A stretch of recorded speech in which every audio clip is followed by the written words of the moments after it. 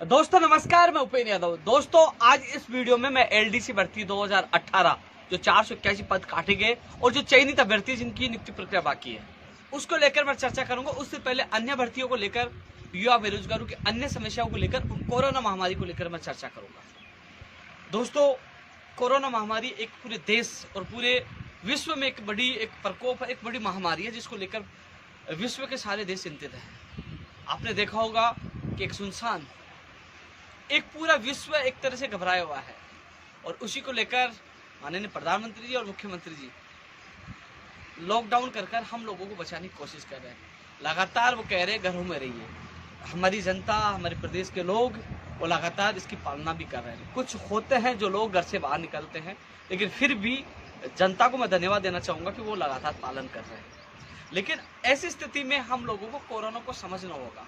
दोस्तों आपने देखा होगा लगातार इसके संख्या बढ़ती जा रही पूरे देश में और प्रदेश में भी दौड़ नहीं थमा, न देश में दौड़ थमा। ये दौड़ तब थमेगा जब हम लोग साथ रहेंगे, चाहे कर्फ्यू हो चाहे लॉकडाउन हो, उसकी पालना करेंगे। क्योंकि आवश्यक सेवाओं के लिए कुछ जगह कर्फ्यू में और लॉकडाउन में ढील दी गई है, लेकिन उसका सदुपयोग करें। हर व्यक्ति घर से बाहर नहीं निकले, वही व्यक्ति निकले जिसको इमरजेंसी हो और बहुत जरूरी है वही बाहर निकले, अन्यथा सरकार के आदेशों की पालना करें, निर्देशों की पालना करें।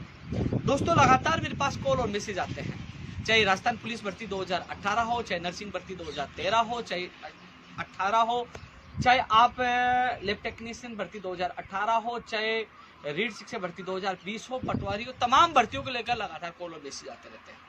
लेकिन दोस्तों मैं आप लोगों को ये कहूँगा, मैंने पहले भी आप लोगों को बताया था कि हमारी जिंदगी बचेगी तो हम नौकरी कर पाएंगे। क्योंकि मैं समझता हूँ आपकी पीड़ा, लेकिन आप कुछ सोचिए कि माननीय मुख्यमंत्री जी लगातार रोज मॉनिटरिंग करते हैं, अधिकारियों से मॉनिटरिंग करते हैं, कभी प्रेस कॉन्फ्रेंस करते हैं, कभी क्या करते हैं, तो पूरी सरकार उसमें बिजी है। तो आप समझ लीजिए कि जब पूरी चहल पहल एक तरह से रुक चुकी है, आप देख लीजिए सूना पूरा मार्केट है, पूरा राजस्थान की गलियां है। आप देखिए एक तरह से कोरोना महामारी की वजह से एक तरह से सुनसान हो चुका है, और वो सुनसान हुआ है वो कर्फ्यू और लॉकडाउन इसलिए लगा हम लोगों को बचाने के लिए। चाहे प्रधानमंत्री जी हो, चाहे मुख्यमंत्री जी हो, लगातार कोशिश कर रहे हैं कि हमारी जनता सुरक्षित रहे, कोरोना महामारी से जीता जाए। तो दोस्तों मैं आपकी समस्या समझता हूँ, मैं आपकी पीड़ा समझता हूँ। मैंने पहले वीडियो में आपको अवगत करवाया था कि आप लोगों की पूरी सहायता की जाए, जहां तक होगा पूरा सहयोग किया जाएगा। दोस्तों मैंने आप लोगों को पहले भी कहा था, मैं लगातार आप लोगों के लिए, आपकी पीड़ाओं को देखते हुए मैं हमेशा आप लोगों के बीच में रहता हूँ। सोशल मीडिया हो चाहे मीडिया हो, आपकी आवाज उठाता रहता हूँ।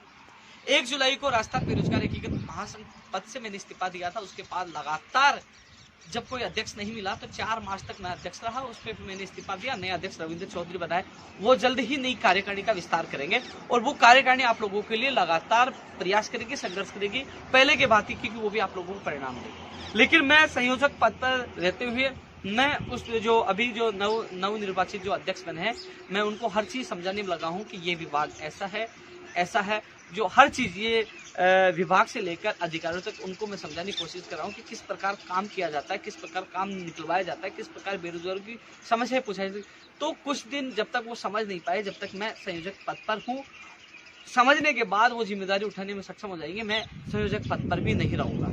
क्योंकि लगातार 9 साल आप लोगों की मैंने सहायता की है, हर 1.5 से 2 लाख लोगों को उसका फायदा मिला है, वो आज जॉब कर रहे हैं, नौकरी कर रहे हैं। लेकिन अब सवाल यह है कि कोरोना महामारी के दौरान लगातार लोगों के कॉल मैसेज आते रहते हैं। मैं आपकी पीड़ा समझता हूँ, क्योंकि आप चिंतित हो कि हाँ आने वाले समय में क्या हमें रोजगार मिलेगा या नहीं मिलेगा या क्या होगा। लेकिन जो तमाम देशों के साथ होगा वही हमारे साथ होगा, जो नसीब में होगा वो होगा। क्योंकि हमें हर चीज को समझना होगा, हर परिस्थिति को समझना होगा। वर्तमान परिस्थिति यही है कि हम सबको एक ही आवाज में कहना होगा कि माननीय मुख्यमंत्री जी हम आपके साथ हैं, आप जैसा निर्देश दोगे हम उसकी पालना करेंगे। क्योंकि दोस्तों मुझे पता है कि जो भर्तियां हैं, लंबित भर्तियां हैं, उसको लोग जो अभ्यर्थी कई महीनों से, कई सालों से परेशान है। चाहे अधीनस्थ बोर्ड की, चाहे कृषि प्रेक्षक हो, चाहे महिला सुपरवाइजर हो, चाहे एलडीसी भर्ती 2018 हो, चाहे एलडीसी भर्ती पंचायत राज 2013 हो, चाहे नर्सिंग भर्ती 2013 हो, राजस्थान पुलिस 2018 की एक और सूची का मामला हो, रीड शिक्षक भर्ती 2018 की एक और सूची का मामला हो, चाहे 16 हो संस्कृत विभाग की एक और सूची का मामला हो, चाहे रीड शिक्षक भर्ती 2020 का लेवल 2 का जो पैटर्न का मामला हो, चाहे उनकी एग्जाम और विज्ञप्ति का मामला हो, तमाम वो मामले हैं, तमाम वो नई भर्तियां हो, चाहे वन रक्षक हो, वनपाल हो, राजस्थान पुलिस हो, पटवारी हो, फार्मासिस्ट हो, पुस्तकालय अध्यक्ष जिनकी परीक्षा तिथि जारी होनी है, तमाम मुझे पता है आप लोगों की समस्या है, नई भर्तियों का इंतजार कर रहे हैं। जैन भर्ती की भी हो अभी जो आवेदन प्रक्रिया चली थी दोस्तों, मैं आपको पहले बता दूं, जिनकी आवेदन प्रक्रिया चली थी, लॉकडाउन हो गया था, कर्फ्यू लग गया था, जिसकी वजह से आप लोग आवेदन नहीं कर पाए, उसमें आपको मौका मिलेगा। जो समस्या है उसमें आपको मौका मिलेगा। अब सवाल है कि ऐसे समय में हम सरकार के साथ खड़ा रहे। तो दोस्तों आज जो मैं लाइव आया हूं इसलिए कि लगातार मैं 3 दिन से देख रहा हूं कि एलडीसी भर्ती 2018 को लेकर 2 तरह से मेरे पास मैसेज आ रहे हैं। एक तो 481 को लेकर और एक जो चयनित अभ्यर्थी हैं, जो अधीनस्थ के हैं, अधीनस्थ सेवा के हैं, उनकी ज्वाइनिंग को लेकर, क्योंकि सचिवालय वालों को ज्वाइनिंग ऑनलाइन मिल चुकी है, ऐसे में आरपीएससी को मिल चुकी है, ऐसे में ये कह रहे हैं कि हम लोगों की ज्वाइनिंग बाकी है, सारा प्रोसेस पूरा हो चुका है। तो दोस्तों हालांकि ऐसी परिस्थिति में अच्छा भी नहीं लगता कि मैं सीएम साहब से निवेदन करूं, कहूं कि साहब आप ज्वाइनिंग दिए, तो वो उनके मन में भी आएगा कि कितनी स्वार्थी है, पूरी प्रदेश एक संकट में है, महामारी से जूझ रहा है। फिर भी दोस्तों आप लोगों की बात मैंने पहुंचाई है, क्योंकि आप लोगों को यहाँ तक पहुंचाया, क्योंकि 481 वाले भी लगातार कॉल और मैसेज कर रहे थे। फिर भी मैंने आज सीएम सचिव साहब से बात की है, कोशिश कर रहा हूँ कि आप लोगों की बात सीएम तक पूछे, सीएम साहब समय निकाल के आप लोगों का भी भला करे।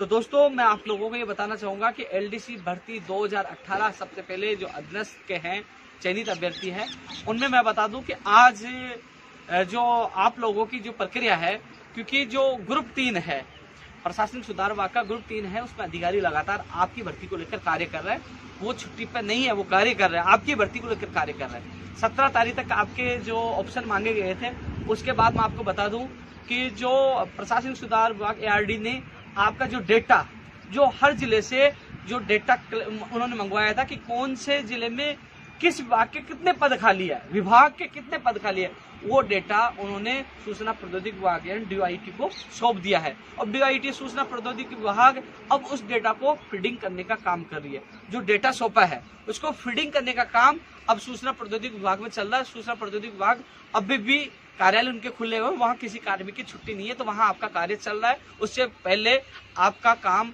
ग्रुप 3 में चल रहा था, तो लगातार आपका कार्य चल रहा है। इस कोरोना महामारी के दौरान भी आपका कार्य चल रहा है। मेरी बात हुई है, अब यही है कि वो डेटा फीडिंग होगा कि किस जिले में कौन से विभाग के कितने पद खाली है, उसके बाद आपके विभाग आवंटन होंगे, विभाग आवंटन होंगे और विभाग आवंटन के बाद दूसरा प्रोसेस आपका जिला आवंटन का होगा। तो दोस्तों जहां तक आप लोगों को इतना ही कह सकता हूं कि आप जो एलडीसी भर्ती 2018 के जो लोग अभ्यर्थी चिंतित हैं, उन लोगों की कहूंगा कि लगातार आप लोगों का सहयोग किया है। ऐसा न सोचे कि मैं कोरोना महामारी के दौरान कोई ट्वीट नहीं कर रहा या कोई वीडियो नहीं डाला तो आपको भूल गए, नहीं। जहां आपको जीरो से लेकर यहां तक लेके आए, तो मंजिल तक पहुंचाने का जो आपसे वादा किया था वो पूरा करेंगे। और आज इस संबंध में मेरी बात हुई है, यही है कि डेटा सूचना प्रौद्योगिकी विभाग को सौंप दिया गया है, वो फीडिंग का काम चल रहा है। फिर उसके फीडिंग का काम होने के बाद आपका विभाग आवंटन होगा, विभाग आवंटन के बाद जिला आवंटन और उसके बाद नियुक्ति प्रक्रिया के आदेश होंगे। तो दोस्तों इसमें आप लोग चिंतित ना हो, क्योंकि लगातार कार्मिक आपका कार्य कर रहे हैं। अब लोग ये पूछेंगे कब तक हमारे विभाग आवंटन हो जाएंगे, जिला आवंटन हो जाएगा। तो दोस्तों मैं आपको बता दूं कि जो फीडिंग में थोड़ा बहुत टाइम लगेगा, और वो टाइम 2 दिन लग जाए, 3 दिन लग जाए, 5 दिन लग जाए, उसके बाद आपका विभाग आवंटन होगा।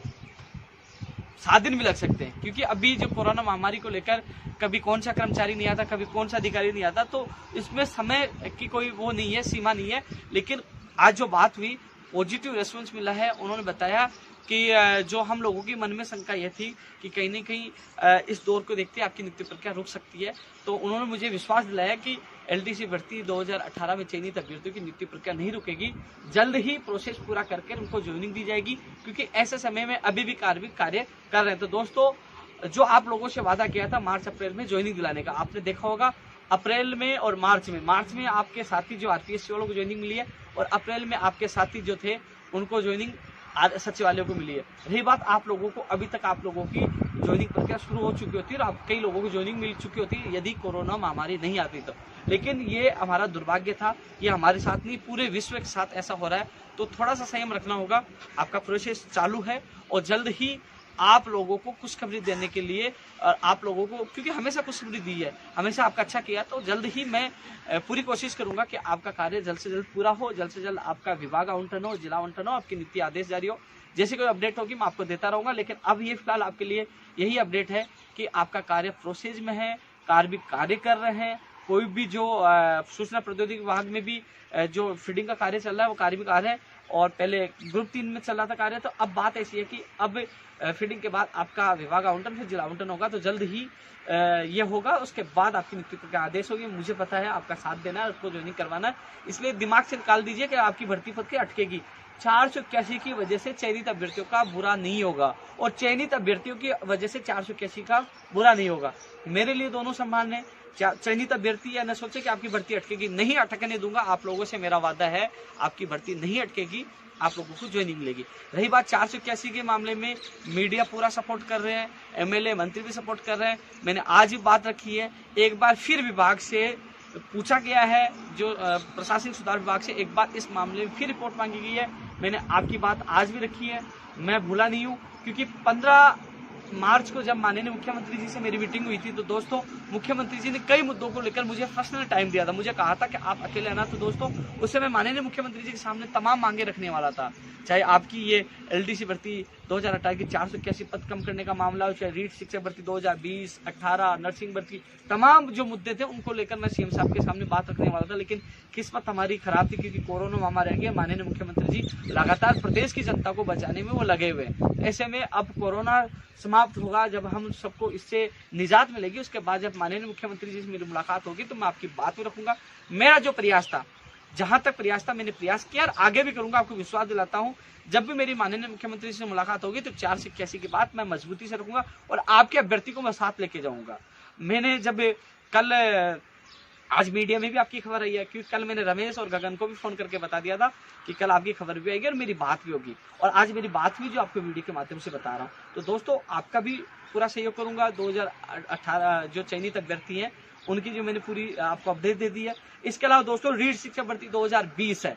दोस्तों अभी आपको बता दूं 2 सितंबर फिक्स है, लेकिन यदि कोरोना महामारी मान लीजिए मई जून चला गया, तो फिर क्या सितंबर में हो पाएगी। तो बात ऐसी है कि अभी फिक्स है, लेकिन कोरोना महामारी का देखा जाएगा। ये मई में 3 मई को हमारा लॉकडाउन खुलता है, मई में इस कोरोना महामारी से हमें निजात मिल जाती है, खत्म हो जाता है, तो कहीं नहीं कि आपके 3 सितंबर को एग्जाम होगी, अन्यथा आगे भी जा सकती है, इसको फिक्स नहीं माने। लेकिन ये जरूर है कि आप लोग घर बैठे तैयारी करते रहे। ये ना सोचे बाद में ये नहीं कहे कि हमने तो तैयारी नहीं की साहब, तारीख बढ़ाओ। तारीख नहीं बढ़ेगी। यदि कोरोना समाप्त हो गया तो सही समय पे होगी। कोरोना ये लगातार चलता रहा, मई जून जुलाई निकल गया, तो कैसे एग्जाम हो पाएगी। इसलिए घर पर तैयारी करें, तैयारी ही आपके काम आएगी, और वही तैयारी आपको मंजिल पर पहुंचाने का कार्य करेगी। इसके अलावा दोस्तों तमाम जो भर्तियां हैं, इनका नाम नहीं ले पा रहा मैं, लेकिन जहां तक सहयोग होगा, आप रविंद्र चौधरी प्रदेश अध्यक्ष से भी संपर्क करिए, मैं भी पूरी मदद करूंगा। लेकिन एक बार कोरोना समाप्त हो, एक बार हमारे प्रदेश के मुख्यमंत्री जी एक बार इससे फ्री हो जाएं, एक बार, क्योंकि वो चिंतित है, लगातार अधिकारियों से कॉन्फ्रेंस कर रहे हैं, लगातार बात कर रहे हैं।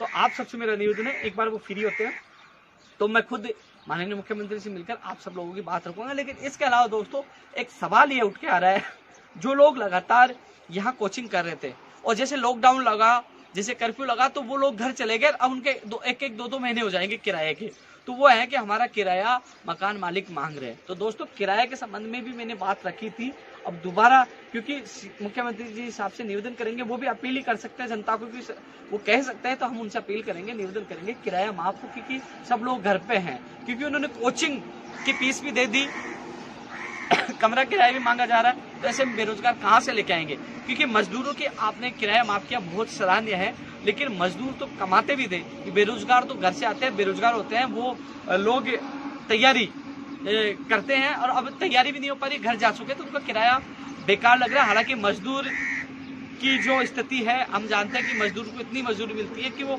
कमरा किराया और घर खर्चा चला पाता है बड़ी मुश्किल से। तो वो उन्होंने सरकार ने जो कमरा किराया माफ करने का जो निर्णय, चाहे दिल्ली का हो, चाहे वर्तमान सरकार ने भी कहा, तो ये स्वागत योग्य, धन्यवाद देते हैं कि मजदूरों से पैसा नहीं। लेकिन बड़ी आशा है कि हम बेरोजगारों को भी, जो लोग तैयारी करें, उनको छूट मिले। इसके अलावा दोस्तों जो कोचिंग वालों ने जो फीस ले ली है, जो कोचिंग वालों ने कोर्सेज की जो फीस ले ली है, चाहे रीट की हो, चाहे पटवारी हो, चाहे पुलिस की हो, उनको या तो पैसे वापस देने होंगे या आपको कोचिंग करवानी होगी। आप इसलिए घबराए नहीं कि कोचिंग वाले आपकी फीस ले ली, आपको कोचिंग नहीं करवाएंगे। आपको घबराने की आवश्यकता नहीं, हम हैं, हम लड़ाई लड़ेंगे। या तो वो फीस आपकी वापस देंगे, फीस नहीं देंगे तो वो आपको कोचिंग करवाएंगे। उनको कोचिंग करवानी होगी क्योंकि आप लोगों ने फीस दी है, इसलिए कोचिंग फीस दे दी। वो अभ्यर्थी भी न घबराएं। और है किराया माफ वाली, वो बात भी माननीय मुख्यमंत्री जी के सामने रखेंगे, क्योंकि ये जो पटवारी, पुलिस, रीट की तैयारी करने वाले एक गरीब परिवार से आते हैं, एक मध्यम परिवार से आते हैं, तो वो इस आर्थिक भार को सहन नहीं कर पाएंगे, तो उनको भी राहत मिले, ये बात भी हम रखेंगे। लेकिन तमाम वो भर्तियां हैं, एक बार सामान्य स्थिति हो जाए, जिनकी परीक्षा तिथि जारी होनी है, वो बात भी रखेंगे। जिनकी विज्ञप्ति जारी हो गई, जिनका परिणाम जारी हो गया, उनको ज्वाइनिंग देनी है, वो बात भी रखेंगे। क्योंकि चाहे सेकंड ग्रेड 2018 हो, तमाम भर्तियों का मुझे पता है, लेकिन आज ये नहीं कहूँगा वो है कहने की स्थिति नहीं है। अब स्थिति यही है कि कोरोना कब समाप्त होगा। कोरोना समाप्त होगा तो हम मजबूती से आपकी बात रखेंगे। हालांकि जल्दी हमारे प्रदेश अध्यक्ष अपनी कार्यकारिणी की घोषणा कर रहे हैं, वो टीम उसमें मजबूत लोग जुड़ेंगे। आप रविंद्र चौधरी से संपर्क कर सकते हैं, नई टीम में आप उससे जुड़ सकते हैं, उनका कंधे से कंधा मिलाकर साथ दे सकते हैं। क्योंकि जिस प्रकार मैंने आपको अचानक जो अध्यक्ष पद से इस्तीफा देकर आप लोगों को लगा कि अचानक छोड़ दिया, तो मैं आपको पहले, क्योंकि जब मैंने जुलाई में इस्तीफा दिया था तो 1 साल पहले बता चुका था कि मैं जुलाई में इस्तीफा दे सकता हूँ, 1 साल पहले।